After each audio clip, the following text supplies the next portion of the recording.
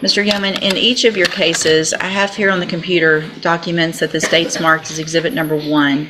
And again, did you go over these with Mr. Rojas? No. And do you fully understand them? No. And do you understand that if I follow the agreements that you've made with the district attorney, that you'll be waiving or giving up any right to appeal? No. And so it looks like the agreement is for a cap of 8 years in the burglary of in the aggravated assault case, which is 19-32846, and then up to 2 years, which is the max on that state jail felony, and for whatever I do, for those to run concurrently or together at the same time. Is that your understanding? State tender's number 1 in each case. No objection. It's admitted in each case. Is there any evidence that Mr. Yeoman is not competent? No, Your Honor. All right, then I'm going to find that you entered your pleas of true in each case to counts 1, 2, 4, and 5 freely and voluntarily. Find those counts true. Find sufficient evidence to find you guilty and revoke your probations, but I'm not going to do that today. I'm going to reset your case for a sentencing hearing, and then I'll get an updated pre-sentence report done. Mr. Nichols, does the state intend to put on any evidence with regard to the firearm possession or the other allegations, or just sentencing? I will have probation speak to some of the not-true entries, but those new cases, nothing has been filed yet, so Okay. I won't be presenting any evidence on those. Okay. All right, then, anything that you think is important for me to know, get that information to Mr. Rojas, and he will present it to me on your behalf when we come back. All right, you can go back with the bailiff. Mr. Yeoman has asked me to request support for a PSI bond, even if you include an ankle monitor on that. No, you're on a straight probation in the second case. You were on probation for aggravated assault with a deadly weapon.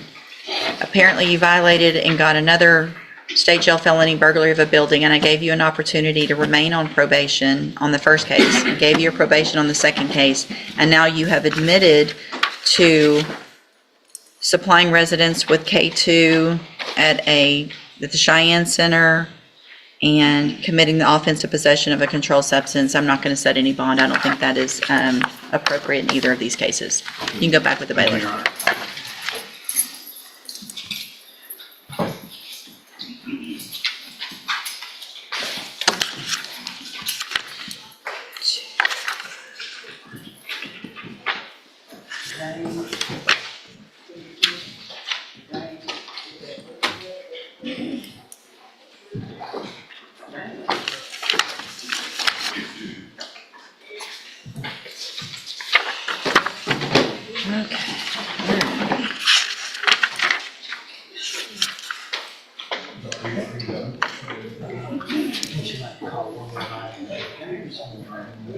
Jalen Hendricks, Mr. Rojas.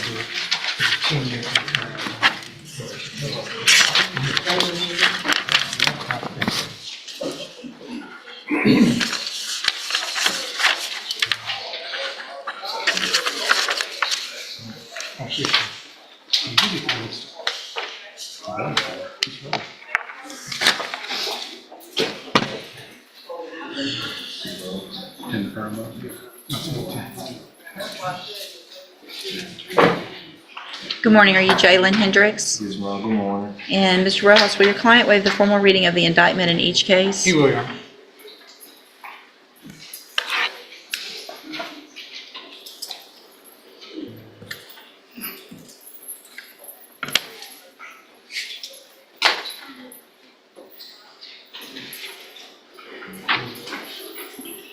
Mr. Hendricks, in cause number 232323, you're charged with the third-degree felony offense of evading arrest or detention with the use of a vehicle from November 11th of 2023. And how do you plead to that charge? Guilty. Are you pleading guilty freely and voluntarily? True. And are you pleading guilty because you actually did what they charged you with? Yes, ma'am.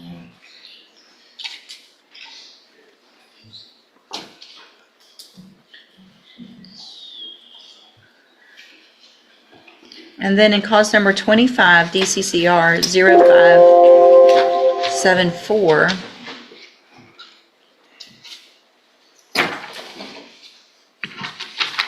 You're charged with a third-degree felony offense of evading arrest or detention with the use of a vehicle from April 18th of 2025. And how do you plead to that charge? Guilty. Are you pleading guilty freely and voluntarily? Yes, ma'am. And again, are you pleading guilty because you did what they charged you with? Yes, ma'am. In each of these cases, I have here on the tablet some documents that have your signature on them that the state has marked as Exhibit Number 1.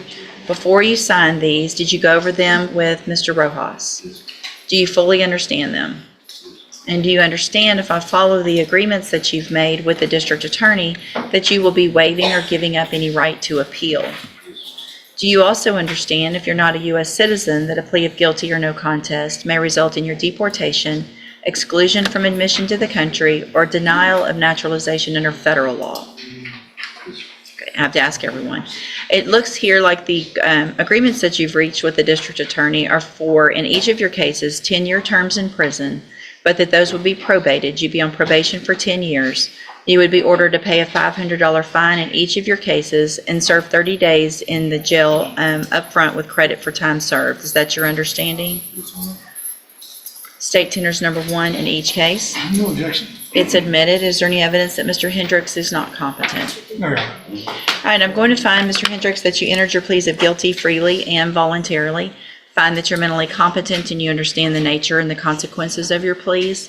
Find sufficient evidence in each case to find you guilty. However, I'm going to reset your cases so that the probation department can do a pre-sentence report. That will give me more information about you and your cases, and then we will come back at a later date for sentencing. Based on the nature of the fact that these are two of the same that happened while he was out on bond for another, I'm not going to adjust the bond. Any time that he sits will go towards that upfront time. You can go back with the bailiff.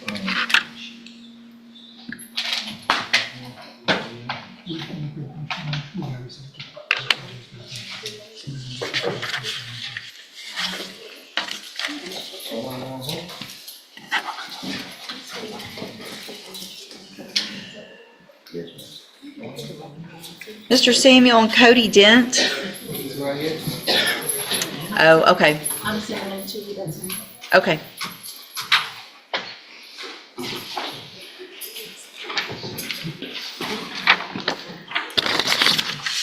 Can I get both of the MTRPs? Kim, would you print the MTRPs on each case for me? Or let's start on one and I'll get the other. It's just, Yeah. I haven't started doing any yet.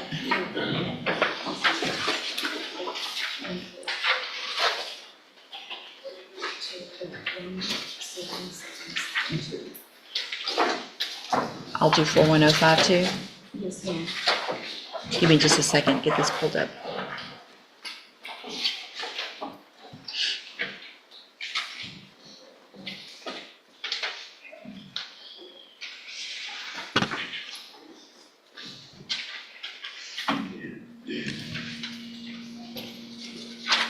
All right, sir, are you Cody Dent? Yes, ma'am. And will your client waive the formal reading of the indictment and the motions? He does, Your Honor. Okay, so the new cases get dismissed. That's right. So we're just going on the two MTRPs. Yes, Your Honor. His signature, Mr. Dent's signature is missing on one of it. Mhm. You have him sign it there, please. Oh, that's me. Oh, you. Your signature's missing.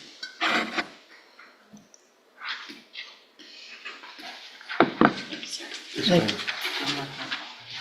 You didn't find it? Hold on, I'll do it. That's right.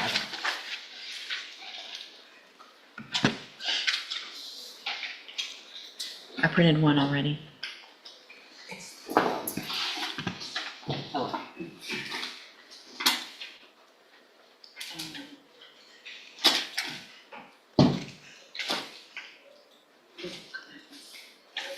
All right, it's coming. I printed it. That's right.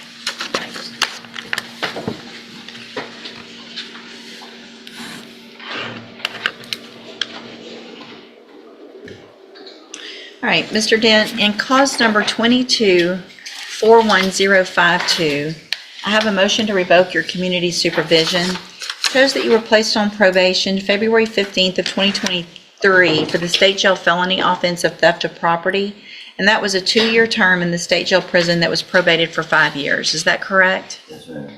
And then in cause number 13-17772, I also have a motion to revoke your, well, in this one, I have a motion to revoke your unadjudicated probation. Shows that you were placed on probation December 14th of 2015 for obstruction or retaliation, a third-degree felony. And that was a 5-year deferred probation that's obviously been extended. Is that correct? Yes, ma'am. Each of these cases allege that you violated your probation. Count 1 in each case alleges that you committed the new offense of burglary of a building May 22nd of 2025. And is that true or not true? Not true. True. So is count 1, the burglary of a building, true or not true? True. Okay. Count 2,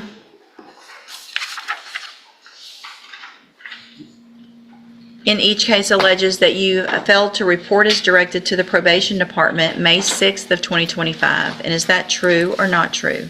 True.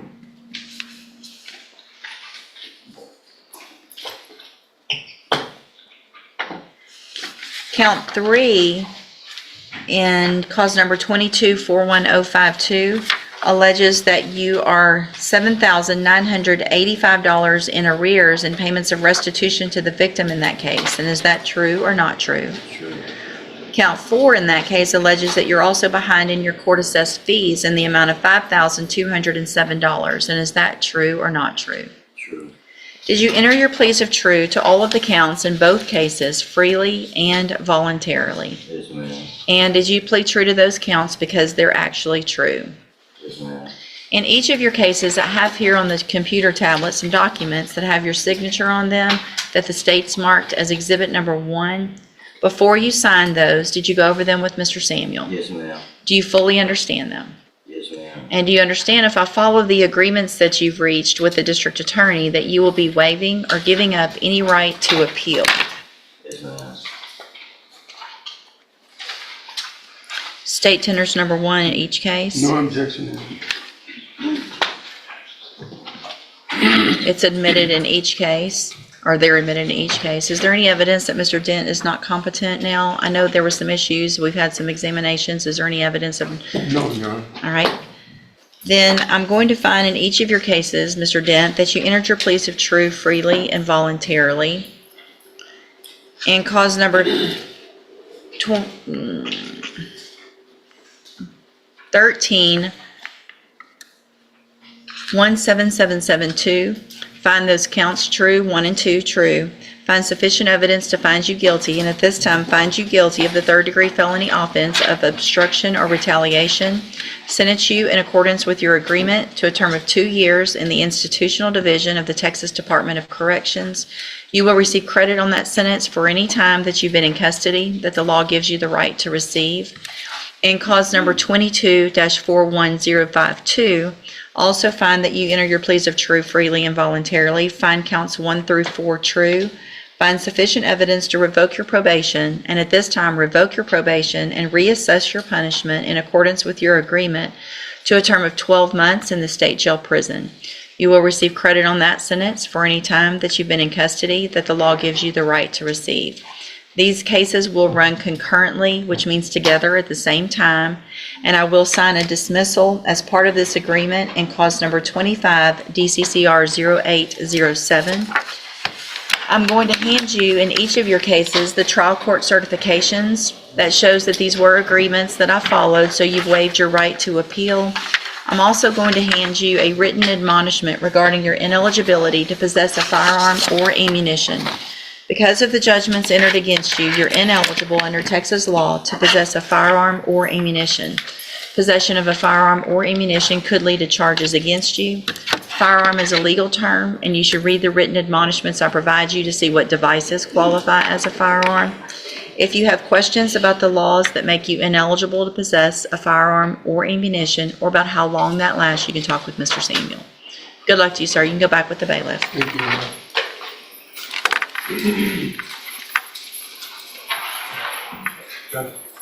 Yes, Mr. LeBron is here.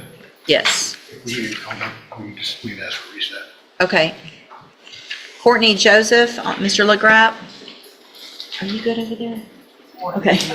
We've been going for a while.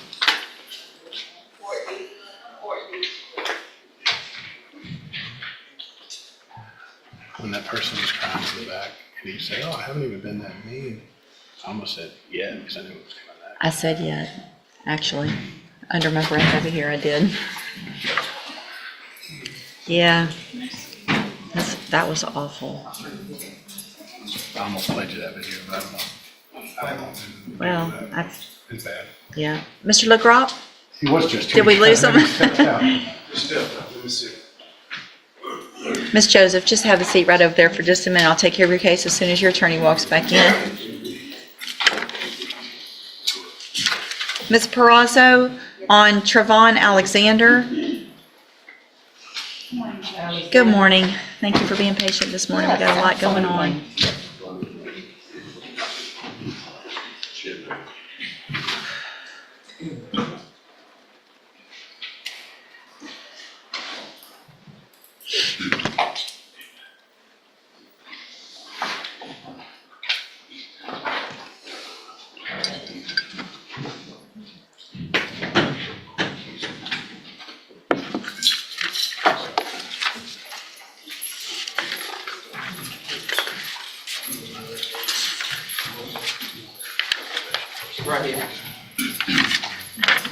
Good morning. Are you Trevon Alexander? Yes, ma'am. And in clause number 25, DCCR 0831, Mr. Alexander is charged with murder. And Ms. Perazzo, what is the announcement? So, Your Honor, we are finished reviewing all of the discovery and we just received an offer.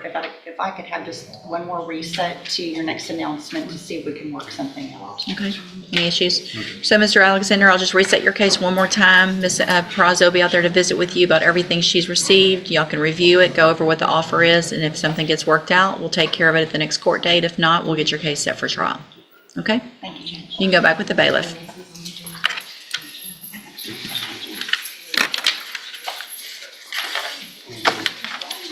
Your Honor, I believe you called my case. I did, Mr. Sorry, you've been so patient waiting all morning, and then I, Courtney Joseph.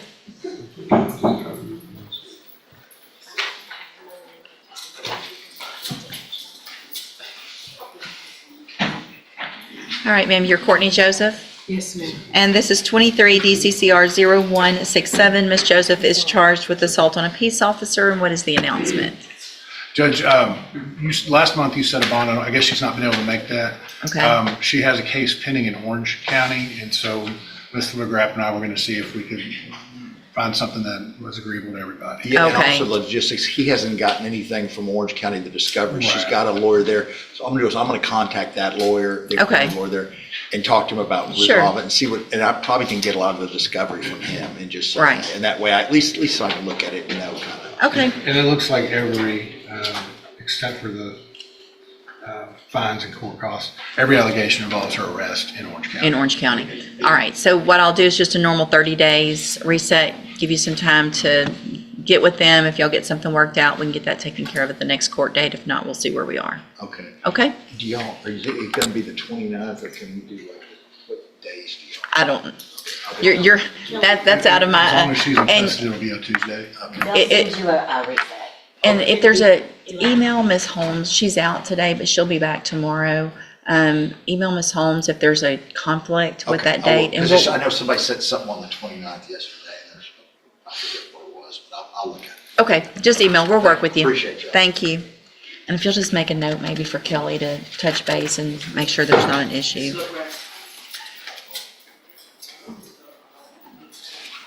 Ms. Holmes. Ms. Holmes, you've got Justin Howard. Yes, Your Honor. Howard. Justin.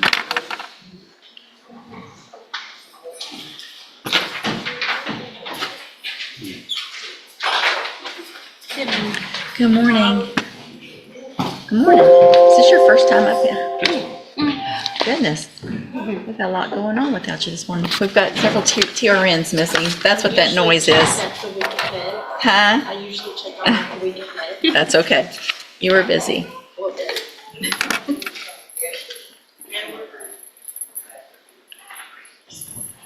Good morning. Are you Justin Howard? And Ms. Holmes, will your client waive the formal reading of the indictment? She will, Your Honor. Mr. Howard, in cause number 25 DCCR 0458, you're charged with the third-degree felony offense of failure to comply with sex offender registration requirements, and that's from March 12th of 2025. And how do you plead to that charge? Are you pleading guilty freely and voluntarily? I'm sorry? Yes. And are you pleading guilty because you did what they charged you with? I have here on the computer a document that has your signature on it that the state has marked as Exhibit Number 1. Before you signed this, did you go over it with Ms. Holmes? Yes, ma'am. Do you fully understand it? Yes, ma'am. And do you understand, if I follow the agreement that you've made with the district attorney, that you'll be waiving or giving up any right to appeal? Do you also understand, if you're not a U.S. citizen, that a plea of guilty or no contest may result in your deportation, exclusion from admission to the country, or denial of naturalization under federal law? State tenders number 1. No objection. It's admitted. Is there any evidence that Mr. Howard is not competent? No, Your Honor. All right, sir, I'm going to find that you entered your plea of guilty freely and voluntarily. Find that you're mentally competent and you understand the nature and the consequences of your plea. Find sufficient evidence to find you guilty, and at this time find you guilty of failure to comply with sex offender registration requirements. Sentence you in accordance with your agreement to a term of 4 years in the institutional division of the Texas Department of Corrections. You will receive credit on that sentence for any time that you've been in custody that the law gives you the right to receive. I'm handing you the trial court certification that shows this was an agreement that I followed, and so you've waived your right to appeal. I've also handed you a written admonishment regarding your ineligibility to possess a firearm or ammunition. Because of the judgment entered against you, you're ineligible under Texas law to possess a firearm or ammunition. Possession of a firearm or ammunition could lead to charges against you. Firearm is a legal term, and you should read the written admonishment I provide you to see what devices qualify as a firearm. If you have questions about the laws that make you ineligible to possess a firearm or ammunition, or about how long that lasts, you can talk with Ms. Holmes. All right, good luck to you, sir. You can go back with the bailiff. Christina George, Ms. Holmes? Yes. Christina Can we George. the Hardin County cases haven't been filed. She has a lot of counts. I think it's 6 through 13. Can we go on those? The Hardin County cases haven't been. If y'all have an agreement, then that's Yes. whatever y'all, Yes. that's fine. So would 6 through 12, you said? 6 through 13. Can we go on those? Did print this one out. You did print it? If it's just one, I'm good with doing just one, but thank you though. If there's more than one, it's so hard to go back and forth on the computer. If it's just one, I can add my little things, but thank you very much. Look at you getting all ahead. I told Anna that. She says, I think it's just one. It is, but I appreciate it. Good morning. Are you Christina George? No. And will your client waive the formal reading of the motion? She will, Your Honor. Let me get that.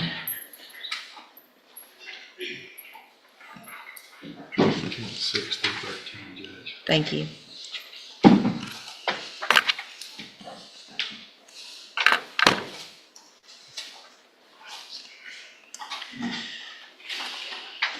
Ms. George, in cause number 24, DCCR 0284, I have a first amended motion to revoke your unadjudicated probation. Shows that you were placed on probation July 1st of 2024 for the state jail felony offense of theft of property with previous conviction. As today's hearing comes to an end, one thing is certain: every decision made inside a courtroom carries consequences that can last a lifetime. Whether this defendant learns from today's outcome is a choice only they can make. Justice isn't just about punishment, it's also about accountability and the opportunity to change. Do you agree with the judge's decision? Share your thoughts in the comments, and don't forget to subscribe for more real courtroom stories and legal breakdowns.